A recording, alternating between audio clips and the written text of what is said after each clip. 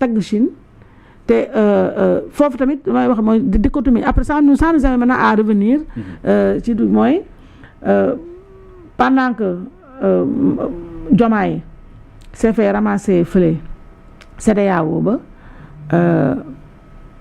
Sierra Leone bi moo jël Maada Bio moo toog ca toggukaay ba loolu rek la ñu am ci CEDEAO image yu voyage yu Diomaye CEDEAO mais on est inondé d'images de vidéos de notre premier ministre qui est en Chine di taxawaalu tamambaalu amul benn officiel bu tax d'envergure bu ko recevoir wala bu mu dem donc cette diplomatie bi un gros calibre qui passe son temps à Macky Sall boobu sax xalaat dugg ci donc Amidou explique-moi cette affaire diplomatique. C'est très important Aïssatou li ngay wax nii parce que Sénégal dafa nekk dëkk bu ndaw amuloon ressource mais dès le début rek bi ñu accéder indépendance Sénégal dafa acquérir une respectabilité au plan international puis ñu koy maintenir parce que tu sais que ñun bi ñu indépendant ñeenti juróomi weer lañ ci teg Sénégal bi yóbbu na ay troupes aux Nations Unies donc dans la MONUSCO au Congo di wane ne confiance bu ñu am confiance bi aussi dafay incarner à travers le leadership qu'on a eu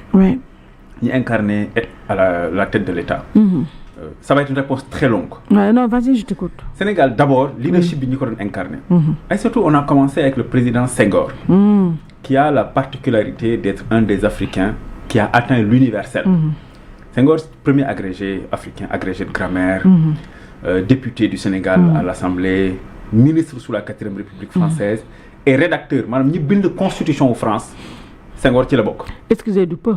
ñi bind constitution France voilà Senghor ci la bokk.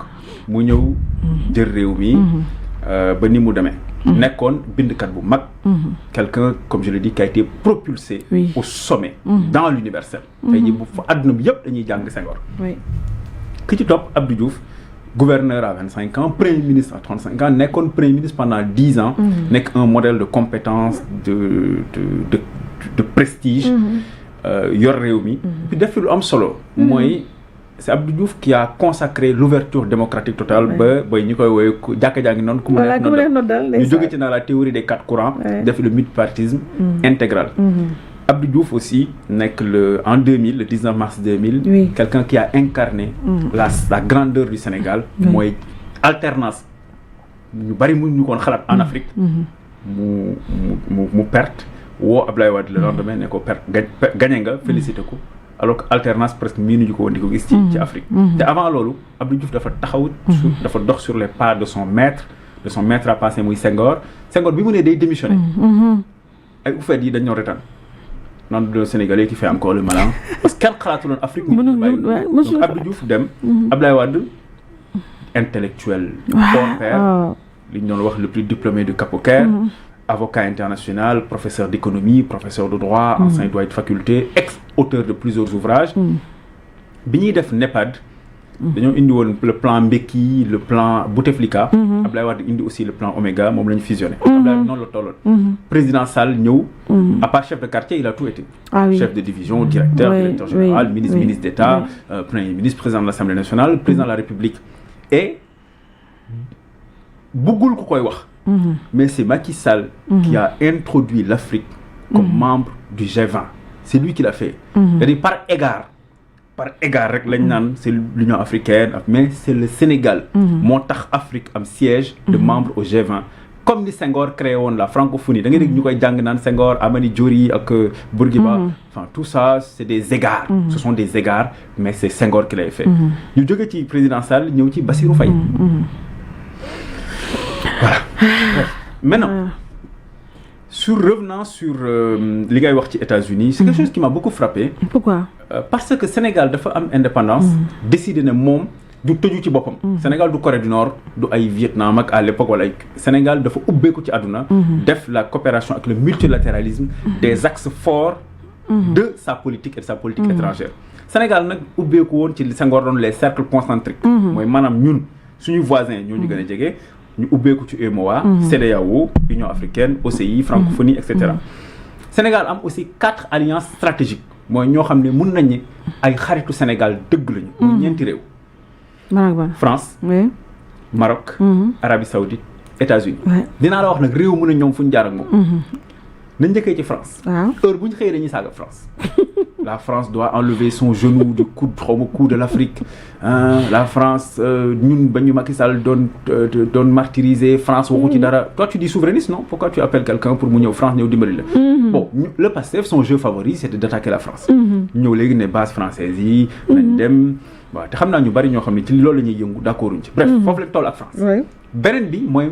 Arabie Saoudite bi ñu ñëwee liñ bokk na ci liñ njëkk a def ma yaa ngi koy fàttaliku mooy ndox Aqua Power ñu ne waaw contrat bi dañ koy dagg parce que y avait des soupçons de corruption y a eu ndeysaan le directeur de cabinet du président dem foofu ki mu doon waxal malheureusement c'était lui qui a fait négocier bon bref affaire lu xaw a jaxasoo finalement dellu woon nañ ci ginnaaw y avait l'autre là le hurluberlu en cravate là ministre de je sais pas quoi là bon bref beneen bi donc mooy États-Unis est-ce que tu sais que États-Unis ces 10 dernières années investir na Sénégal 315 milliards de dollars. Tu m'étonnes. 315 milliards de dollars hors MCA la États-Unis dugal fii nga taxaw naan da nga leen di xas ci. Ces 3 dernières années. Ces 10 dernières années. Wow. Investissement 315 milliards de dollars hors MCA. nga taxaw naan ci Facebook da nga leen di attaquer di leen xas sur le Facebook tu le fais d'ailleurs sur une plateforme qui appartient aux Américains. Sortie boobu dafa yàq lu bari. dafa yàq lu bari et puis dafa matérialiser nit ki ñu doon. D'abord la diplomatie c'est le domaine réservé du chef de l'État. Premier ministre yoonam newu ci. Diplomatie c'est le domaine réservé du président de la République. mu délégué pouvoir yooyu ministre des affaires étrangères muy le chef de la diplomatie di ko doxal. parce que politique étrangère dafa am. diplomatie am. parce que ñaar yooyu bokkul. voilà politique étrangère mooy li ngay définir. ne man sama politique étrangère. ni ma bëgg a jokkalante ak adduna bi man nii laa ko gisee. Sénégal nag man ba tey gisuma lan mooy seen politique étrangère. xëy na aussi moo tax ñuy def du tapage un peu pour rien. beneen bi mooy un premier ministre ne parle pas de ces choses là sur Facebook. non s'il vous plaît. sur Facebook. en plus beneen bi. oui mooy affaire visa pour des basketteuses. c'est du domaine presque du directeur de la haute compétition wala du secrétaire général de la fédération de basket. fédération dañu am secrétaire général. kooku moo war a def yooyu quoi. mais c'est pas de communication am lépp.